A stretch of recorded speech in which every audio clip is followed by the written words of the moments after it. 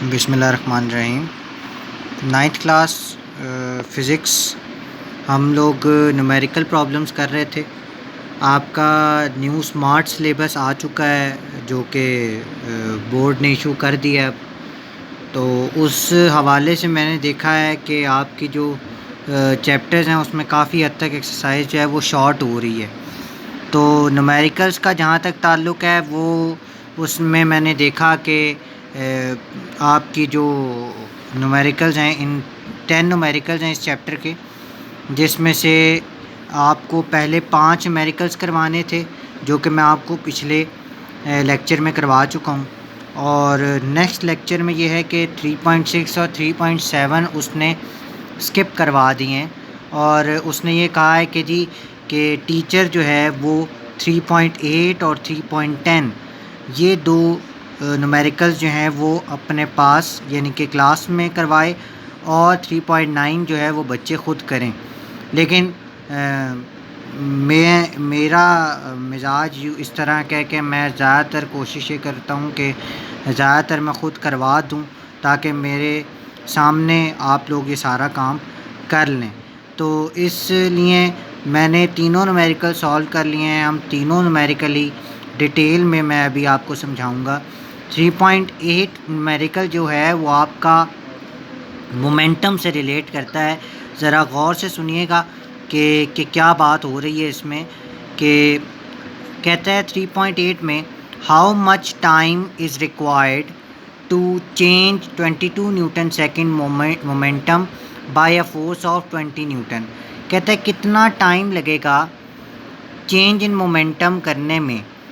22 newton second अगर हमने change in momentum करना है by a force of 20 newton, अगर उस पर हम कितनी फ़ोर्स लगाएं, 20 न्यूटन फोर्स लगाएं, तो कितना टाइम लगेगा कि उसका मोमेंटम चेंज होकर 22 न्यूटन सेकेंड हो जाए। देखें उसने दो चीज़ें आपको दी हैं डाटा में, उसने दो चीज़ें दी। एक थी उसने चेंज इन मोमेंटम जो कि 22 न्यूटन सेकेंड है। ये पेज नंबर आपका जो बनता है ना, ये मैंने आपको डिराइव करवाया हुआ है जब मैं आपको लेक्चर करवा रहा था थ्योरेटिकल। तो उसमें मैंने आपको पेज नंबर जो आपका है वो है पेज नंबर 69 और उससे पीछे 69 से पीछे 68 जो आपका है 68 पेज पे आपको बताया हुआ है कि चेंज इन मोमेंटम कैसे निकाला था। P F minus P I divided by T is equal to force, वो लिखा हुआ है आपका पेज नंबर 68 पर। आप ज़रा बुक दोबारा खोलेंगे देखेंगे पीछे तो आपको नज़र आ जाएगा।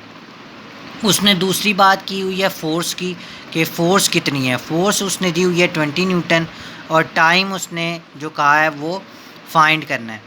एज़ वी नो, जैसे कि हम जानते हैं कि चेंज इन मोमेंटम को हम कहते हैं p F minus P i, यानी final momentum minus initial momentum divided by t is equal to force. तो हम इसी से डिराइव करेंगे। हमने टी की वैल्यू निकालनी है, तो P F minus P I के नीचे टी डिवाइड हो रहा था इक्वल्स टू के दूसरी साइड पे जाकर मल्टीप्लाई हो जाएगा। हम टी को इस साइड पे रखेंगे क्योंकि हमने टी की वैल्यू फाइंड करनी है। तो फोर्स को हम नीचे ले जाकर डिवाइड कर देंगे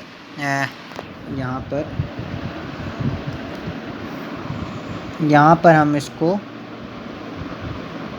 एफ है, ये फोर्स है, तो फोर्स को हम नीचे ले जाकर डिवाइड कर देंगे। तो जिससे क्या होगा कि change in momentum divided by force is equal to time. तो चेंज इन मोमेंटम कितना था 22 newton second divided by 20 is equal to T.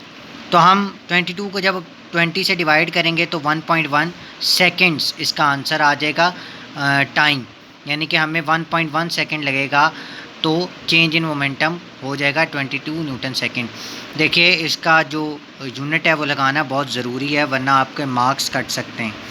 उसके बाद 3.9 कहता है how much is the force of friction between a wooden block of mass 5 kg and the horizontal marble floor. The coefficient of friction between would and the marble is 0.6। कहता है कितनी force of friction लगेगी between a wooden block, एक wooden block जो है वो कितने KG का, 5 केजी का, जो 5 केजी का मैस है उस वुडन ब्लॉक का, और वो हॉरिजॉन्टल मार्बल फ्लोर के ऊपर स्लाइड कर रहा है, ठीक है। और कितनी फ़ोर्स लगेगी, कितनी फ़ोर्स ऑफ फ्रिक्शन होगी उसके दरमियान।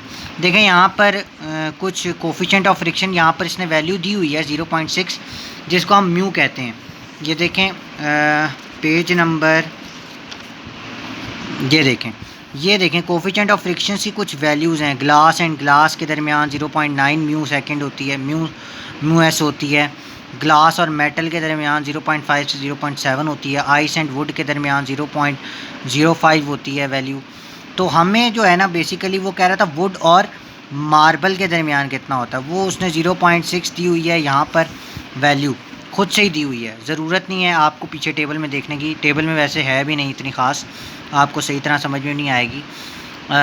इसने म्यू की वैल्यू आपको दी हुई है, कोफिशिएंट ऑफ फ्रिक्शन की वैल्यू आपको 0.6 दी हुई है। मैस उसने दिया हुआ उस वुडन ब्लॉक का 5 केजी, ठीक है। और वो कहता है कि फोर्स ऑफ फ्रिक्शन फाइंड कीजिए, यानी लिमिटिंग फ्रिक्शन, जिसको आप फोर्स ऑफ लिमिटिंग फ्रिक्शन कहते हैं, वो फाइंड कीजिए। देखें फार्मूला ये होता है, अभी आपने शायद देखा हो, ये देखें ये फार्मूला है, Fs is equal to mu into M G. जी की वैल्यू आपको पहले ही पता है, gravity 10 metre per second square होती है वैल्यू, ठीक है। तो जहाँ तक आपका ताल्लुक़ है ये इसका, अब डाटा देखिए इसका कैसे बनेगा। 5 केजी मैस है, म्यू की वैल्यू 0.6 है, और Fs आपने फाइंड करना है।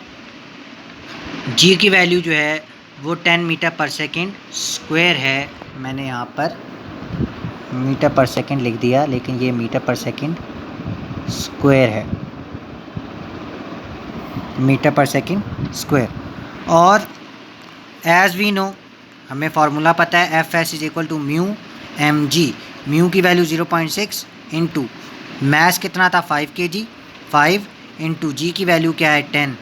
तो जब हम इसका पॉइंट रिमूव करेंगे तो पॉइंट के नीचे 1, आगे जितने डिजिट हैं, एक डिजिट है उसके नीचे 0 आ जाएगा। तो 10 और 10 तो कैंसिल हो गए, तो यहाँ पर पॉइंट रिमूव हो गया। 6 5 आर 30।